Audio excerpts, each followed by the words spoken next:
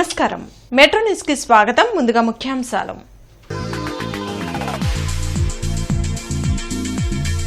రెండు కోట్ల వ్యయంతో కృష్ణనగర్ రైతు బజార్ నిర్మాణం శంకుస్థాపన చేసిన కేంద్ర మంత్రి పెమ్మసాని చంద్రశేఖర్.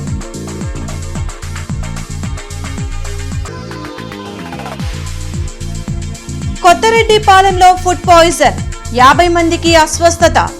బాధితుల్ని తెనాలి ఆసుపత్రికి తరలింపు. కలెక్టర్ పరామర్శ.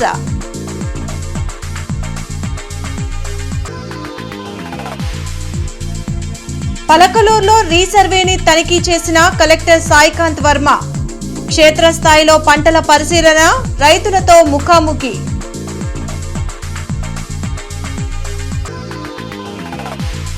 స్కిల్ డెవలప్మెంట్ పై కేంద్ర మంత్రి పెమ్మసాని సమీక్ష.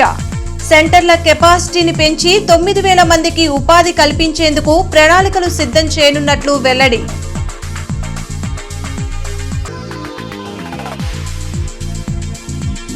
పెట్రోల్, డీజిల్ ధరల పెంపుదలపై మండిపడుతున్న వాహనదారులు. శంకర్ విలాస్ సెంటర్లో సిపిఎం నిరసన. 4 కోట్ల విలువైన స్థలంలో 2 కోట్ల వ్యయంతో కృష్ణనగర్ రైతు బజార్ నిర్మాణం చేయనున్నామని కేంద్ర సహాయ మంత్రి పెమ్మసాని చంద్రశేఖర్ వెల్లడించారు. 2 కోట్ల వ్యయంతో నిర్మాణం చేయనున్న కృష్ణానగర్ రైతు బజార్కు కేంద్ర సహాయ మంత్రి పెమ్మసాని చంద్రశేఖర్, ఎమ్మెల్యే గల్లామాధవి, ఎమ్మెల్సీ ఆలపాటి రాజేంద్ర ప్రసాద్తో కలిసి శంకుస్థాపన చేశారు. ఈ సందర్భంగా ఆయన మాట్లాడుతూ 5 ప్రాంతాలు తిరిగి 5 అసెంబ్లీ ఎన్నికల తర్వాత కృష్ణానగర్ రైతు బజార్ పురుడు పోసుకుందని అన్నారు. గుంటూరులో 3 రైతు బజార్లు ఉన్నప్పటికీ మౌలిక వస్తువులు లేవన్నారు. 100 షాపులతో అన్ని సౌకర్యాలతో 2 అంతస్తుల్లో ఈ రైతు బజార్ను నిర్మాణం చేయనున్నామని తెలిపారు. ఎమ్మెల్యే గల్లామాధవి, మిర్చియార్డ్ చైర్మన్ కుర్రా అప్పారావు తమ పదవుల్ని అలంకారంలా కాకుండా బాధ్యతగా తీసుకుని పనిచేస్తున్నారని వారిని మంత్రి పెమ్మసాని అభినందించారు. గత 50 ఏళ్లుగా ఈ రైతు బజార్ నిర్మాణం కోసం ఎన్నో పోరాటాలు జరిగాయని ఎమ్మెల్సీ ఆలపాటి రాజేంద్ర ప్రసాద్ తెలిపారు. ఈ కార్యక్రమంలో జిల్లా అధ్యక్షులు పిల్లి మాణిక్యరావు, గాదె వెంకటేశ్వరరావు, పోనబైన శ్రీనివాస్ యాదవ్, వడ్డెర కార్పొరేషన్ చైర్మన్ మల్లి ఈశ్వరరావు, మిర్చియార్డ్ చైర్మన్ కుర్రా అప్పారావు, ఇతర ముఖ్య నాయకులు పాల్గొన్నారు. గుంటూరు ప్రాంతంలో 3 ఉన్నాయి రైతు బజార్లు. అయితే ఈ 3 కూడా ఎక్కడా కూడా ఒక మంచి భవనాలు కానీ, ఒక ఆధునికత, వీళ్ళందరూ చెప్పినట్టు ఒక పార్కింగ్ ప్లేస్ కానీ, టాయిలెట్స్ కానీ ఇవన్నీ లేకపోవటం, రకరకాలుగా ఇబ్బందులు, హైజీనిక్గా ఉండకపోవటం వల్ల అంతగా ఉపయోగపడిపోతూ ఉన్నాయి. అయితే మొట్టమొదటిసారిగా దీనికి ఇప్పుడు దాదాపు 4 కోట్ల రూపాయల గవర్నమెంట్ ల్యాండ్, మున్సిపాలిటీ ల్యాండ్, 2 కోట్ల రూపాయలతోటి కన్స్ట్రక్షన్, దాదాపు 6 కోట్ల రూపాయలతోటి ఒక 11,000 స్క్వేర్ ఫీట్, దాదాపుగా 90 వచ్చేటప్పటికి స్టాల్స్ ఉండే విధంగా, ఒక 10 షాపులు ఉండే విధంగా, ఇందులో 70 వచ్చేటప్పటికి సెల్ఫ్ హెల్ప్ గ్రూప్ కానీ, రైతులు కానీ, అదేవిధంగా 30 వేరే కమర్షియల్ షాప్స్, 10 కమర్షియల్ షాప్స్, రైతు షాపులు 60, డ్వాక్రా షాపులు 30, కమర్షియల్ షాప్స్ 10, మొత్తం 100 షాపులు ఉండే విధంగా ఇది నిర్మాణం జరగబోతాం. ప్రభుత్వం అంటేనే ఒక కోఆర్డినేషన్ తో డెవలప్మెంట్ కోసం ముందుకు వెళ్తూ ఉంది. నేటి శానిటేషన్ పరిస్థితి కానివ్వండి, అభివృద్ధి కార్యక్రమంలో ముందుకెళ్తున్న విధానం కానివ్వండి, అన్ని కూడా సమర్థవంతంగా జరుగుతున్నాయనే చెప్పొచ్చు. అయితే స్థానికంగా ఇది పెద్ద మార్కెట్ ఉంటున్నప్పుడు చుట్టుపక్కల వాళ్ళకు కూడా కొంత అనుమానాలు రావచ్చు. మరి నిత్యం ఏదో ఒక పళ్ళు తిరుగుతూ ఉంటాయి, మాకు ఏదైనా ఇబ్బంది కలుగుతుందేమోనని అన్ని ఆలోచన చేసి పార్కింగ్ ఏరియాని చాలా సౌలభ్యకరంగా డిజైన్ చేయడం జరిగింది. దాదాపుగా 100 స్టాళ్లతో ఇది ఏర్పాటు చేస్తూ 2 బిల్డింగ్స్, 2 స్టేజ్ బిల్డింగ్ లో కూడా దీన్ని కన్స్ట్రక్ట్ చేయబోతున్నారు. మాధవ్ గారు, అదేవిధంగా కేంద్ర మంత్రి పెమ్మసాని చంద్రశేఖర్ గారి నాయకత్వంలో ఇక్కడ ఒక మంచి రైతు బజార్ను ఏర్పాటు చేసుకునే అవకాశం, దానికి చేసిన సంకల్పానికి శ్రీకారం చుట్టినటువంటి మార్కెట్ యార్డ్ చైర్మన్ అప్పారావు గారికి కూడా నా హృదయపూర్వకమైనటువంటి ధన్యవాదాలు చేస్తున్నాను. ఇది ఒక మంచి ప్రదేశం, మంచి అందరికీ సంబంధించిన సెంటర్లో ఉన్నటువంటి ప్లేస్. ఈ ప్లేస్ లో మరి మార్కెట్ ద్వారా నిధులు కేటాయించి అత్యున్నతమైనటువంటి రైతు బజార్గా ఇక్కడ ఎస్టాబ్లిష్ చేయడానికి ప్రయత్నిస్తున్న మీ అందరికీ కూడా హృదయపూర్వకమైనటువంటి ధన్యవాదాలు తెలుపు. చేబ్రోలు మండలం కొత్తరెడ్డిపాలెంలో ఫుడ్ పాయిజన్ బాధితుల్ని కలెక్టర్ సాయికాంత్ వర్మ పరామర్శించారు. కొత్తరెడ్డిపాలెంలోని చర్చిలో 11వ తేదీ నుంచి 13వ తేదీ వరకు కూటములు జరిగాయి. 13వ తేదీ మిగిలిన ఆహారాన్ని 14వ తేదీన తినడంతో 50 మందికి పైగా గ్రామస్తులు అస్వస్థతకు గురయ్యారు. పాడైన ఆహారాన్ని తినడంతో గురువారం రాత్రి నుంచి వాంతులు విరోచనాలతో గ్రామస్తులు ఇబ్బందులు పడుతున్నారు. 6 పరిస్థితి విషమంగా ఉండడంతో వారిని తెనాలి ఆసుపత్రికి తరలించారు. డిఎం&హెచ్ఓ విజయలక్ష్మి ఆధ్వర్యంలో మిగతా వారికి గ్రామంలోనే చికిత్స అందిస్తున్నారు. ఈ సందర్భంగా కలెక్టర్ సాయికాంత్ వర్మ కొత్తరెడ్డిపాలెం వెళ్లి బాధితులను పరామర్శించి వైద్యులకు తగు సూచనలు చేశారు. కొంచెం పలిసిన మజ్జిగ గానీ కొబ్బరి నీళ్లు తాగాలి, ఓఆర్ఎస్ ప్యాకెట్స్, లేదా ఇక్కడ మీకు అవసరం నీరసంగా ఉందంటే గ్లూకోజ్ బాటిల్స్ కూడా సెలైన్ పెట్టిస్తాం. చర్చి దగ్గర క్యాంప్ పెట్టాం. ఎవరికైనా బాగాలేకపోతే అక్కడ అందరూ వచ్చి చూపించుకోండి. తర్వాత వేడిగా అప్పటికప్పుడు వండిందే తినండి. ఓఆర్ఎస్ ప్యాకెట్స్ మీకు బెస్ట్ మెడిసిన్ ఇదే. కొంచెం ఒళ్ళు నొప్పులు నీరసంగా ఉందా? వీళ్ళు అసలు చెప్పలేదు సార్. మా ఇంటికి నేను వెళితే నీరసంగా ఉందని చెప్పి 5 తీసుకొచ్చాను. ఇంట్లోనే ఉంటాను.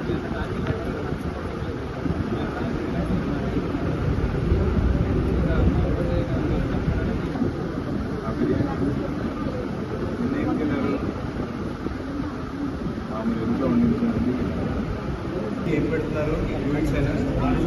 యాంటీబయాటిక్ కానీ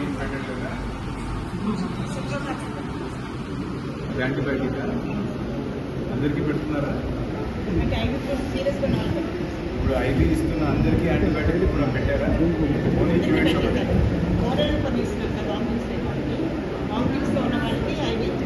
కంపల్సరీగా మీరు మర్చిపోకుండా ఓఆర్ఎస్ అందరితో తాగించాలి. తీసుకుంటే అది చాలా ముఖ్యం. డాక్టర్స్ ఇక్కడ ఉండాలి. అమ్మ మీరు నైట్ డ్యూటీ వేయండి. ఇక్కడిని నైట్ కూడా ఉండాలి. 3 days 3 shifts కింద డాక్టర్స్ స్టాఫ్ నర్సుని ఇక్కడ వేయండి. మీరు కూడా ఏమైనా స్టాఫ్ సపోర్ట్ కావాలంటే ఇవ్వండి.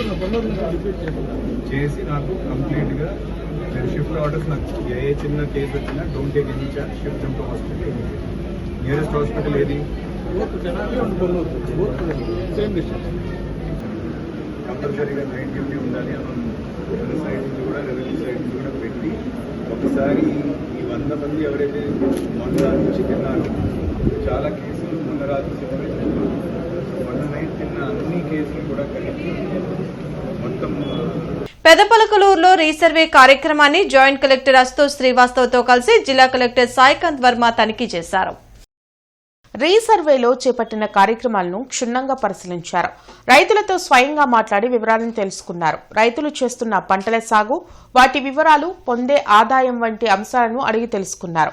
481 ఎకరాల్లో గ్రౌండ్ ట్రూతింగ్ పూర్తి చేసినట్లు సర్వే అధికారులు, సిబ్బంది తెలియజేశారు.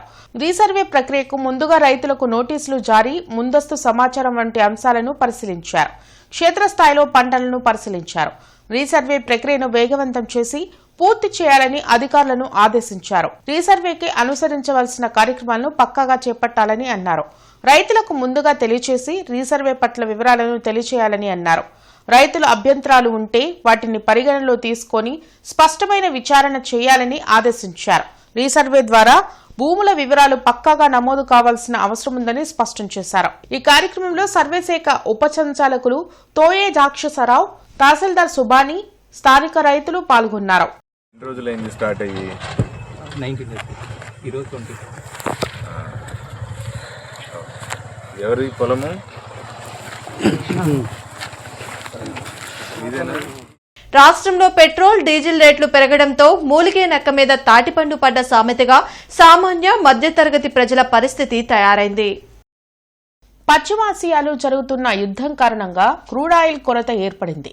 దేశ ప్రజలు పెట్రోల్, డీజిల్ పొదుపుగా వాడాలని ప్రధాని మోడీ పిలుపు ఇచ్చిన వారంలోనే ఆయిల్ రేట్లు పెరగడం జరిగింది. పెట్రోల్, డీజిల్ పై లీటరుకు ₹3 పైగా పెరగడంతో ఆటో డ్రైవర్లు, వాహనదారులు ఆందోళన వ్యక్తం చేస్తున్నారు. పేద మధ్యతరగతి ప్రజలపై ఈ ఆయిల్ ధరల పెంపు ఆశానిపాతంగా తయారైంది. ప్రతిరోజు 2 వీలర్లపై తిరిగే చిరు ఉద్యోగులు పెరిగిన పెట్రోల్ ధరలపై ఆవేదన వ్యక్తం చేస్తున్నారు. ఏది ఏమైనా ప్రభుత్వాలు పెట్రోల్, డీజిల్ రేట్లు పెంపు విషయంలో జాగ్రత్తలు తీసుకోవాలని వాహనదారులు కోరుతున్నారు. ఇదివరకు ₹97.49 ఉంది డీజిల్ లీటర్. ప్రస్తుతం ఇప్పుడు ₹3.14 పెరిగింది. అంటే ₹100.63 అయింది. పెట్రోల్ వచ్చి 109.64 ఉండేది ఇదివరకు. ఇప్పుడు 112.93 అయింది. లీటర్కి వచ్చి ₹3.29 పెరిగింది. అది ప్రస్తుత రేటు పెరిగిన రేటు.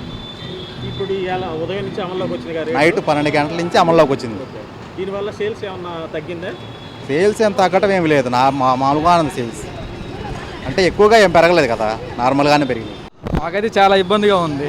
ఇంతకుముందు 119 ఉన్నప్పుడు 109 ఉన్నప్పుడు ఇబ్బందిగా ఉంది. ఇప్పుడు మళ్ళీ ₹3 పెరిగింది. మాకు అంటే మేము ఎల్జీ కంపెనీలో చేస్తాము, మాకు ఇచ్చేది అంతంత మాత్రం. ఇది పెంచుకుంటూ పోతున్నారు, చాలా ఇబ్బందిగా ఉంది. అంటే మధ్య తరగతులకి ఇంకా ఎక్కువ బడన్ అయిపోతూ ఉంటుంది. సో పెట్రోల్ అనేది మళ్ళీ ఇంకా తగ్గేటట్టే ఉంది. తగ్గేదంటే ఏమి లేదు కానీ పెరుగుతూనే ఉంటుంది. ఇంకా పెరిగే అవకాశాలే ఉంది, తగ్గదు. మేము ఎట్ట బతకాలా? అన్ని రేట్లు పెంచితే మేము బతికేది ఎట్టా? ఏ లెక్క బతకాలా? ఎన్ని రేట్లు పెంచుతున్నారు, సిగరెట్లు పెంచుతున్నారు, గ్యాస్ పెంచుతున్నారు, కూరగాయలు పెట్రోల్ పెరిగింది. మరి మేము ఎట్ట బతకాలా? లేబర్ అన్నోళ్ళు ఎట్ట బతకాలా? ఏ లెక్క బతకాలా? ఎందుకు చేస్తున్నారు ఎట్ట? దయమేముంది అడుగుతున్నా, మీకు దయవుంటే తగ్గించండి, అన్నిటికీ తగ్గించండి, అన్ని రేట్లు తగ్గించండి. గ్యాస్ 3,000 అమ్ముతుంది. మేము ఎట్ట బతకాలా? లేబర్ వాళ్ళం, ఏ కూలి చేసుకునే వాళ్ళం ఎట్ట బతకాలా? ఏ లెక్క బతకాలా? పెట్రోల్ పెంచి, గ్యాస్ పెంచి, కూరగాయలు పెంచి, గీజులు పెంచి మేము బతికేది ఎట్ట? జిల్లాలో స్కిల్ డెవలప్మెంట్ సెంటర్ల కెపాసిటీని పెంచడం ద్వారా 9,000 మందిని ట్రైన్ చేసి ప్లేస్మెంట్లు ఇచ్చేందుకు ప్రణాళికలు సిద్ధం చేస్తున్నామని కేంద్ర సహాయ మంత్రి పెమ్మసాని చంద్రశేఖర్ వెల్లడించారు. స్కిల్ డెవలప్మెంట్పై కలెక్టరేట్లో జరిగిన సమీక్షా సమావేశంలో మంత్రి పెమ్మసానితో పాటు ఎమ్మెల్యేలు గళ్ళా మాధవి, నసీర్ అహ్మద్, ఎమ్మెల్సీ ఆలపాటి రాజేంద్ర ప్రసాద్ హాజరయ్యారు. ఈ సందర్భంగా మంత్రి పెమ్మసాని మాట్లాడుతూ స్కిల్ డెవలప్మెంట్ అనేది ప్రధానమైన కార్యక్రమంగా తీసుకున్నామని చెప్పారు. తెనాలి బురీపాలెంలో 100 మందికి ట్రైనింగ్ ఇప్పించి వారికి ప్లేస్మెంట్స్ ఇవ్వడం ద్వారా ఎంతో తృప్తి కలిగిందన్నారు. స్కిల్ డెవలప్మెంట్ ద్వారా సెంట్రల్, స్టేట్ స్కీమ్లను ఎలా ఉపయోగించుకోవాలనే అంశాలపై చర్చించామని తెలిపారు. ఈ కార్యక్రమంలో collector Saikanth Varma, commissioner K Mayur Ashok, DRO Khajavali తదితరులు పాల్గొన్నారు. 2 సంవత్సరాలు గవర్నమెంట్లో వచ్చిన తర్వాత చాలా ప్రోగ్రామ్స్ చేశాం, కానీ మా తెనాలి బురిపాలెంలో ఒక 100 మెంబర్స్కి ట్రైన్ చేసి ప్లేస్మెంట్ చేసినప్పుడు వచ్చినటువంటి సాటిస్ఫాక్షను మిగిలిన వాటిల్లో అంత స్థాయిలో మాకు ఎప్పుడు రాలేదు. ఎందుకంటే వాళ్ళ జీవితాలే మారిపోతాయి.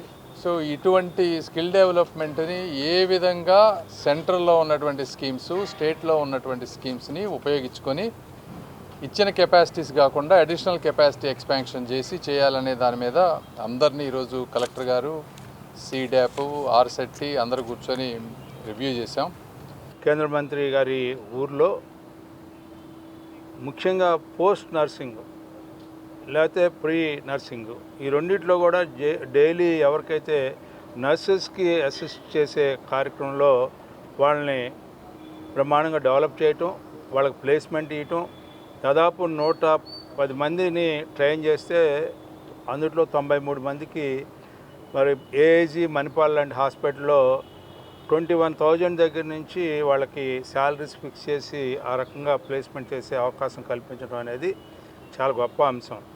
ఆ రీతినే ప్రతి ఈ సీడ్ ఏపీఎస్ఎస్డిసి కానీ లేకపోతే ఆర్సెట్టి కానీ అదేవిధంగా సీడాప్ కానీ వీటిలన్నిటిలో కూడా ఏ అంశాలు ఉన్నాయనేది ఈ రోజున రివ్యూ ప్రధానమైనటువంటి అంశం. జాబ్ మేళాలు కండక్ట్ చేసినప్పుడు కూడా దాదాపుగా ఒక జాబ్ మేళాకి 30,000 మంది వస్తున్నప్పుడు ప్లేస్ అయ్యే వాళ్ళు తక్కువ అవుతున్నారు. అందులో ఉద్యోగాలు దూరంగా ఉన్నాయని కారణం కావచ్చు, ఉద్యోగాలు జీతభత్యాలు సరిపోవట్లేదన్న కారణాలు రెండైతే, ప్రధానంగా స్కిల్ లేని పరిస్థితుల్లో స్కిల్ వాళ్ళకి సరిగ్గా లేక కేవలం డిగ్రీల చేతిలో ఉన్నాయి కానీ స్కిల్ గ్యాప్ ఉంది కాబట్టి వాళ్ళకి ప్లేస్ అవ్వలేని పరిస్థితి కనపడుతుంది. వాళ్ళందరూ కూడా వాళ్ళు ఐడెంటిఫై చేసుకొని ఈరోజు ఎంప్లాయ్మెంట్ ఈ జాబ్ మేళాలు పెట్టే ప్రతి ఒక్కళ్ళు కూడా ఈ యువతని అటువైపు డైవర్ట్ చేయాలి. అదేవిధంగా యువత కూడా ఈ యొక్క అవకాశాన్ని అందిపుచ్చుకోవాలి.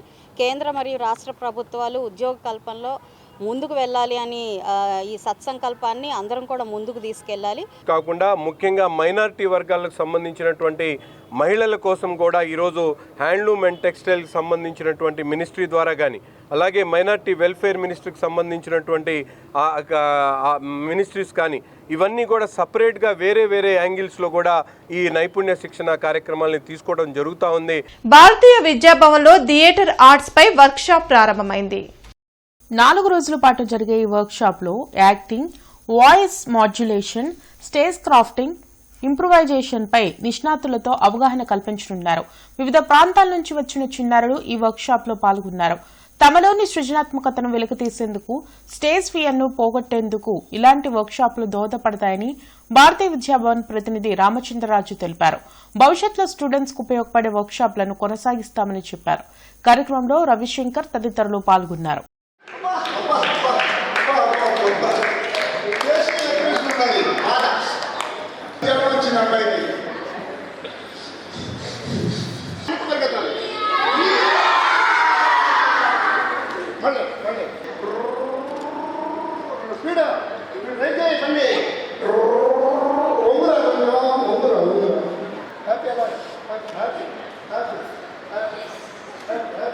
పిల్లలకి అందరికీ కూడా ఒక థియేటర్ ఆర్ట్ మీద వర్క్షాప్ స్టార్ట్ చేశాం ఇవాళ. ఇది 4 days జరుగుతుంది. చాలా అద్భుతమైన రెస్పాన్స్ వచ్చింది. మేము ఊహించలేదు గుంటూరులో అంత రెస్పాన్స్ వస్తుందని. చిన్నారి పిల్లలు చక్కగా పార్టిసిపేట్ చేశారు దీంట్లో. ప్రతిరోజు కూడా మార్నింగ్ 9 to 1 o'clock జరుగుతుంది.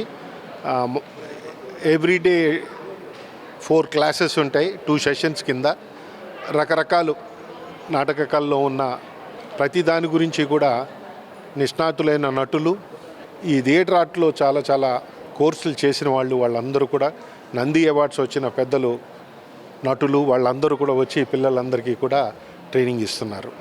ఇది ఇప్పుడు ఈ 4 రోజులే కాదు, తర్వాత మంచి రెస్పాన్స్ ఉంటే తర్వాత కూడా కంటిన్యూ చేద్దాం అనుకుంటున్నాం. మళ్ళీ ఇంకో 4 days. నీట్ యూజీ ప్రశ్నాపత్రం లీక్ తో రద్దయిన పరీక్షను జూన్ 21న తిరిగి నిర్వహించనున్నట్లు కేంద్రం ప్రకటించింది. ఈ మేరకు కేంద్ర మంత్రి ధర్మేంద్ర ప్రధాన్ వెల్లడించారు. విద్యార్థులు నష్టపోకూడదనే ఉద్దేశంతోనే రీ ఎగ్జామ్ నిర్వహిస్తున్నట్లు తెలిపారు. 2027 నుంచి నీట్ ఎగ్జామ్ను ఆన్లైన్లో నిర్వహించేందుకు చర్యలు చేపట్టనున్నారు. జూన్ 14 నుంచి స్టూడెంట్స్ అడ్మిట్ కార్డులను డౌన్లోడ్ చేసుకోవచ్చు. నీట్ ప్రశ్నాపత్రం లీక్ పై సీబీఐ దర్యాప్తు కొనసాగుతుందని తెలిపారు. పెట్రోల్, డీజిల్ ధరలు పెంచడాన్ని సిపిఎం ఖండించింది. ధరల పెంపును నిరసిస్తూ శంకర్విలాస్ సెంటర్లో ఆందోళన చేపట్టింది. యుద్ధ ప్రభావాన్ని ఆసరా చేసుకుని ఆయిల్ ధరలు పెంచడాన్ని ఆ పార్టీ నగర కార్యదర్శి నళినీకాంత్ తీవ్రంగా దుయ్యబట్టారు. కార్యక్రమంలో సిపిఎం నేతలు నేతాజీ, లక్ష్మణ్, ఇతర నేతలు పాల్గొన్నారు. కేంద్ర ప్రభుత్వం మోడీ గారు ఇరాన్తో అమెరికా అన్యాయమైన దాడి చేస్తున్న నేపథ్యంలో పెట్రోల్, డీజిల్, గ్యాస్ ధరలు పెంచము అని చెప్పి ఎన్నికల ముందు ప్రకటన చేశారు.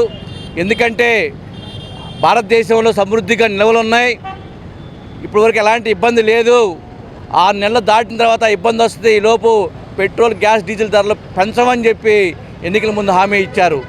ఈరోజు ఎన్నికలు అయిపోయిన తర్వాత దొంగచాటుగా ప్రజలను మోసం చేసి ఈ విధంగా పెట్రోల్, డీజిల్, గ్యాస్ ధరలు పెంచడం దుర్మార్గం, అన్యాయం. మన దేశ ప్రధాని మోడీ గారు మాత్రం దాన్ని ప్రస్తావన చేయడం లేదు. అమెరికా వ్యవహరిస్తున్న తీరుని కనీసం నిరసన వ్యక్తం చేసినటువంటి పాపాన పోలేదు.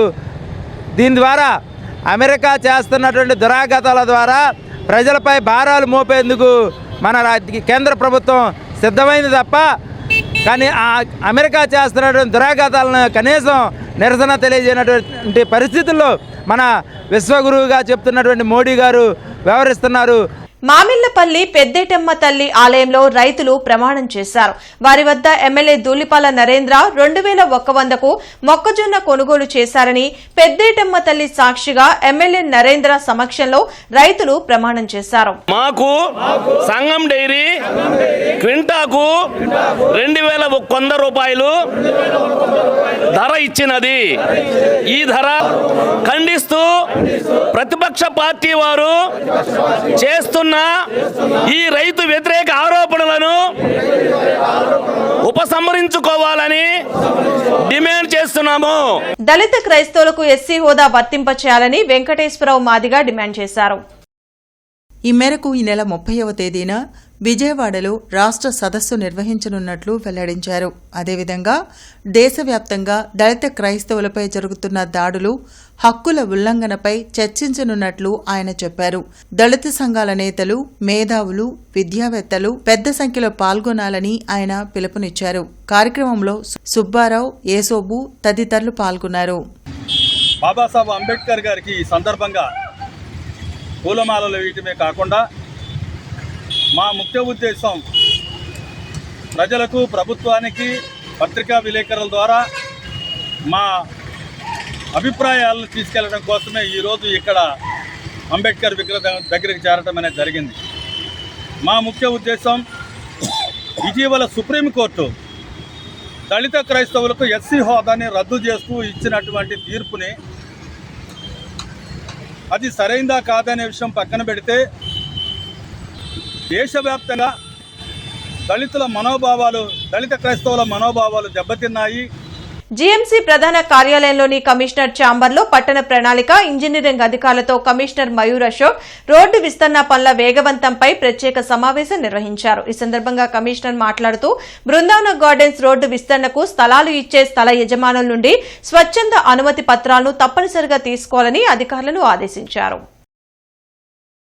ఆనందపేట 9/6 ప్రాంతంలో చెత్త, ప్లాస్టిక్ వాటర్ బాటిల్స్, కవర్లు, ఇతర వ్యర్థాలను రోడ్లపై వేయటం వలన ఆవులు, వీధి కుక్కలు వాటిని రోడ్డుపైకి లాగడంతో వాహనదారులు యాక్సిడెంట్స్ కు గురవుతున్నారని గుంటూరు తూర్పు మైనార్టీ నాయకురాలు షేక్ ఆశా ఆవేదన వ్యక్తం చేశారు.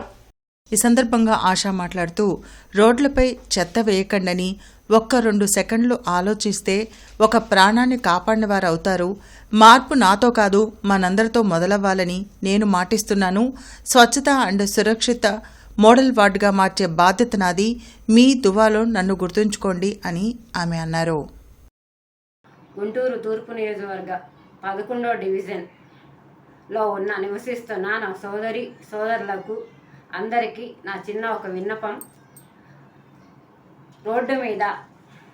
నడిచే రోడ్డు మీద ప్లాస్టిక్ డబ్బాలు కానీ, చెత్తా చెదారం, కుళ్ళిపోయిన పదార్థాలు అన్నీ వేయటం వల్ల వృద్ధులకి, ప్రజలకి, చిన్నపిల్లలకి అందరికీ చాలా బైక్ మీద వెళ్ళే వాళ్ళందరికీ యాక్సిడెంట్లు అయ్యే ప్రమాదం ఉంది, అవుతున్నాయి కూడా. దయచేసి మీరందరూ గమనించాల్సింది ఏంటంటే, మీ ఇంటి ఆడబిడ్డగా ఒకటే విన్నపం నేను వినియోగించుకుంటున్నాను. మీరందరూ కలిసి మీ ఇంటి వద్దకే శానిటైజర్ ఇన్స్పెక్టర్ల కాడి నుంచి పుష్కాట్ నడిపే కార్మికులు అందరూ వస్తున్నారు. దయచేసి మీరందరూ ఆ బండ్లో వేయాల్సిందిగా కోరుచున్నాము. రోడ్డు విస్తరణ పనుల్లో భాగంగా మరియు లైన్స్ DTRS షిఫ్టింగ్ పనుల వల్ల రేపు ఉదయం 6:30 నుండి మధ్యాహ్నం 12:30 వరకు లక్ష్మీపురం మెయిన్ రోడ్, చంద్రమౌళి నగర్, అశోక్ నగర్, బ్రాడీపేట తదితర ఏరియాల్లో విద్యుత్ సరఫరాలో అంతరాయం కలదని విద్యుత్ అధికారులు PH ఖాన్ N గురవయ్య తెలిపారు. కావున వినియోగదారులు సహకరించాల్సిందిగా కోరారు. బులెటిన్ ముగించే ముందు ముఖ్యాంశాలు మరోసారి. 2 కోట్ల వ్యయంతో కృష్ణనగర్ రైతు బజార్ నిర్మాణం శంకుస్థాపన చేసిన కేంద్ర మంత్రి పెమ్మసాని చంద్రశేఖర్.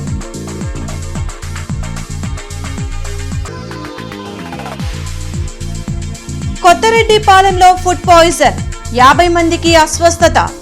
బాధితుల్ని తెనాలి ఆసుపత్రికి తరలింపు, కలెక్టర్ పరామర్శ.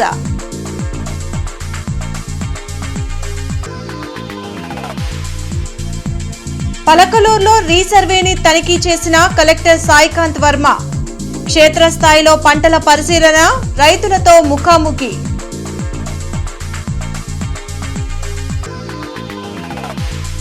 స్కిల్ డెవలప్మెంట్ పై కేంద్ర మంత్రి పెమ్మసాని సమీక్ష. సెంటర్ల కెపాసిటీని పెంచి 9,000 మందికి ఉపాధి కల్పించేందుకు ప్రణాళికలు సిద్ధం చేయనున్నట్లు వెల్లడి.